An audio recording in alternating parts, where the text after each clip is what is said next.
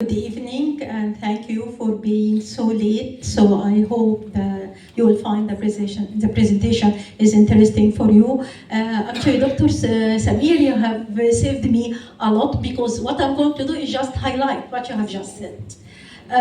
So the small molecule of the fluorescein will leak out even from the minimally inflamed blood vessels, thus allowing for detection of the subtle retinal inflammation. And it is particularly useful for diagnosis and evaluating of subclinical retinal capillary involvement and monitoring response to therapy during the follow-up disease in disease like Behçet disease. So in retinal vasculitis, there is perivascular sheathing, vascular leakage, vascular occlusion, and association with inflammation. And because of the unique microstructure of the retinal blood vessels, there are major differences between retinal vasculitis and systemic vasculitis.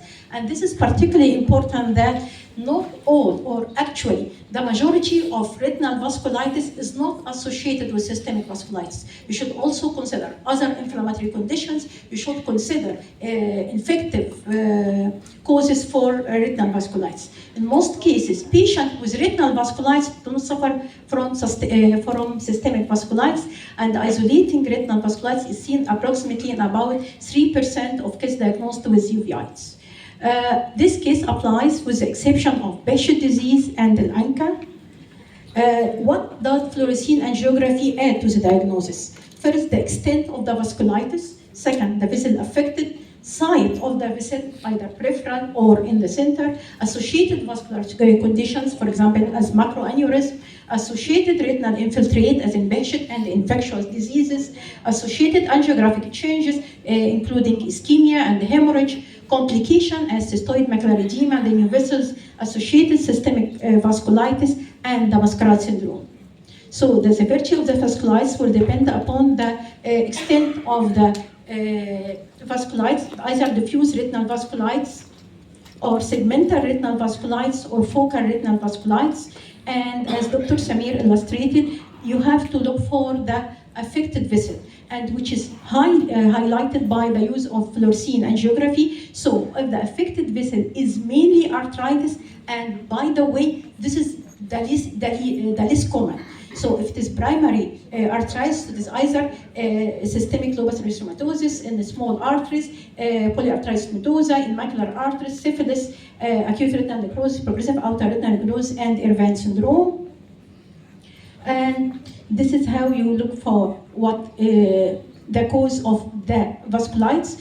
And if it affects mainly the veins, mainly phlebitis, with either Behçet, sarcoidosis, TB, MS, Behçet, corneal retinopathy, EELS, or intermediate uveitis. So this is a case of EELS disease, and phlebitis is mostly the most common form of retinal vasculitis. So it's either in the form of EELS disease, and in this case, لا أنا عايزة أرجع السلايد اللي قبلها.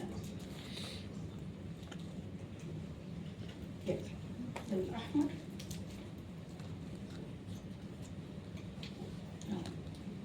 So this is the case of EELS disease. This is the case of Behçet disease. This is the case of syphilis, and finally a case of Behçet corneal retinopathy. And in some cases, we have affection both of arteries and veins. So it's either in toxoplasmosis, Crohn's disease, or frosted branch meningitis. Also, fluorescein highlight the presence of capillary non-perfusion, which is associated with TB, EELS, SLE, MS, varicella zoster, and among others. So this is a case of Behçet disease with occlusive vasculitis. Again, this is a case of SLE disease affecting the blood vessels with occlusions. Also, fluorescein angiography will highlight the retinal infiltrate, as in case this is a case of Behçet disease, and this is the retinal infiltrate, and which is highlighted by fluorescein angiography. But other associated vascular disease. So this is a case of Irvine, in which we have seen the macroaneurysm and the sacral dilatation along the course of the retinal arteries. Fluorescein angiography also is used for the associated complications associated with retinal vasculitis. So it highlights the presence of new vessels. This is a case of Behçet disease. and highlight the presence of cystoid macular edema. As we can see, the hyperfluorescence in the late stage due to cystoid macular edema, or the associated neuro complication. This is a case of Behçet disease that was presented with optic neuritis. Also, we should consider mascarade syndrome. So this is a case of primary intraocular lymphoma, and this is associated with retinal vasculitis.